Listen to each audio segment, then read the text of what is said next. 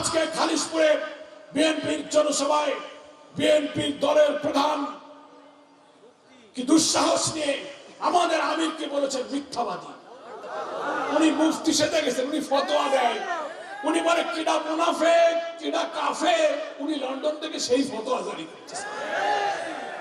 এই আসন্ন নির্বাচনকে সামনে রেখে শুধু এই ডুবুরিয়া ফুলতলা নয়, সারা দেশের গ্রামে গঞ্জে শহরে নগরে পাড়া মহল্লায় রিক্সাওয়ালা দিনমজুর দোকানদার ফেরিওয়ালা যেখানেই জিজ্ঞাসা করা হয় আগামী নির্বাচনে আপনারা কাকে ভোট দেবেন, নির্বাচনে দেশের পরিস্থিতি কি, প্রায় সকলেই বলছেন আমরা আমাদের স্বাধীনতার পর এই 54 বছর অনেক মার্কায় ভোট দিয়েছি, আমরা এবার পরিবর্তন চাই, আমরা দাঁড়িপাল্লায় ভোট দেব। দাঁড়িপাল্লার পক্ষে এই জাগরণ এই জোয়ার দেখে আমাদের বিএনপির বন্ধুদের মাথাটা একটু খারাপ হয়ে গেছে। আপনারা টের পাচ্ছেন তো এত মাথা খারাপ হয়েছে? জামাত ইসলামী আর 10 দলের পুরুষদের সামনে দাঁড়াবার সাহস তাদের নেই। এখন আমাদের নারী কর্মীদের গায়ে তারা হাত তুলতেছে। দেখতেছেন তো অন্তত 10-15 জায়গায় দাঁড়িপাল্লার পক্ষে আমাদের মা বোনেরা যখন যাচ্ছে তাদের বাধা দিচ্ছে, বোরখা খুলে নিচ্ছে। সোশ্যাল মিডিয়াতে দেখবেন যেটা বেশি ভাইরাল হয়েছে, একজন সাদা বোরখা পরিহিতা মা দাঁড়িপাল্লার জন্য যাচ্ছেন, তাকে টেনে ধরে তার হেজাব বোরখা থেকে খুলে নেওয়া হচ্ছে। সে যখন বাধা দিচ্ছে বিএনপির এক দুষ্কৃতকারী সন্ত্রাসী সেই মায়ের পেটে লাথি মেরেছে। বিএনপির একজন সোশ্যাল মিডিয়াতে বক্তব্য দিচ্ছে দাঁড়িপাল্লার পক্ষে কোনো মহিলারা ভোট চাইতে গেলে তাদের কাপড় খুলে রেখে দেবেন। সি সি সি সি সি,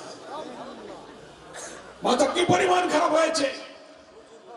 বিএনপির বন্ধু এত নিচে নামতে পারে যে মাদেরকে আমরা আমাদের জীবনের চেয়ে ভালোবাসি, সেই মায়ের গায়ে যদি তোমরা হাত তোলো, তার যদি বস্ত্র খুলে নিতে চাও, ক্ষমতায় যাওয়ার আগে যদি তোমরা এত নিচে নামো, ক্ষমতায় গেলে তো তোমরা সারা দেশের মানুষের কাপড় খুলে নেবা।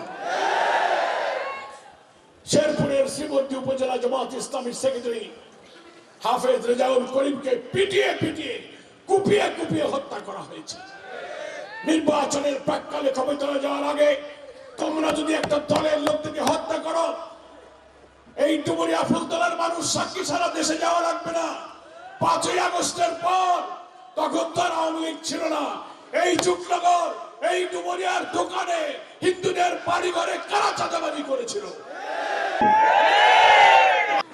18 মাইলের গরুর হাট নিয়ে অস্ত্রবাজি করে লড়াই করেছে, কি মনে আছে কিনা বলেন?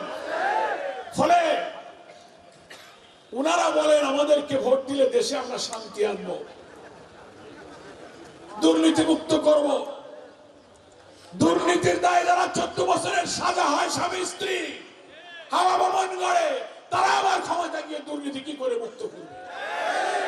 যারা মায়েদের বুকে লাথি মারে, আমাদের কর্মীদের গুলি করে হত্যা করে, নিজেরা গুলি করে অন্তত নিজেরা 150 লোক মারা গেছে, তারা ক্ষমতায় গেলে মানুষের জীবনে নিরাপত্তা হবে না। আমাদের হিন্দু ভাইদেরকে হুমকি দিচ্ছে, এই হিন্দুরা যদি দাঁড়িপাল্লায় ভোট দাও, হিন্দু মা বোনদের বলছে তাহলে দিদিরা তোমরা শাখা সিঁদুর পরতে পারবে না, বোরকা পরে হিন্দুদের ঘরে বসে থাকা লাগবে। দাঁড়িপাল্লার জোয়ার থেকে যখন পায়ের তলার মাটি সরে যাচ্ছে, মিথ্যা আবল তাবল বলা শুরু করেছে। তারা আমাদের প্রিয় আমিরের জামাতের বিরুদ্ধে, যে একজন নেক মানুষের কথা শোনার জন্য কোটি কোটি মানুষ ছুটে আসে, আজকে খালিশপুরে বিএনপির জনসভায় বিএনপির দলের প্রধান কি দুঃসাহস নিয়ে আমাদের আমিরকে বলেছেন মিথ্যাবাদী। উনি মুফতি সেজে গেছেন, উনি ফতোয়া দেয়, উনি বলে কিডা মুনাফিক কিডা কাফের, উনি লন্ডন থেকে সেই ফতোয়া জারি করতেছেন।